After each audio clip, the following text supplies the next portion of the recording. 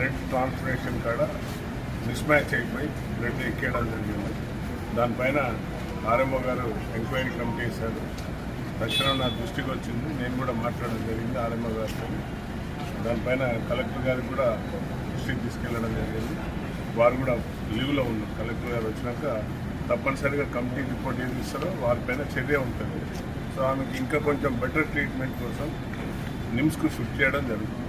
So వాళ్ళకు పాపం ఆమె చాలా భయంగా ఉన్నది. వాళ్ళ ఫ్యామిలీ మెంబర్స్ అంతా భయాందోళనలో ఉన్నారు. కాబట్టి ఇలాంటి భయానికి చెందన అవసరం లేదు. డాక్టర్లు కంప్లీట్గా ఎంజిఎం సూపరింటెండెంట్ గారు అన్ని విధాల చర్యలు తీసుకొని అంబులెన్స్ డాక్టర్ను ఒక లేడీ పేషెంట్ అటెండెంట్ ఇచ్చి నిమ్స్కి షిఫ్ట్ చేస్తున్నారు. కాబట్టి వారికి ఎలాంటిది జరిగినా కూడా అన్ని విధాలు చూసుకునే విధంగా ముందుకు వెళ్తున్నాం. నేను కూడా అక్కడ నిమ్స్ డైరెక్టర్ గారు వీరప్ప గారితో కూడా మాట్లాడడం జరిగింది.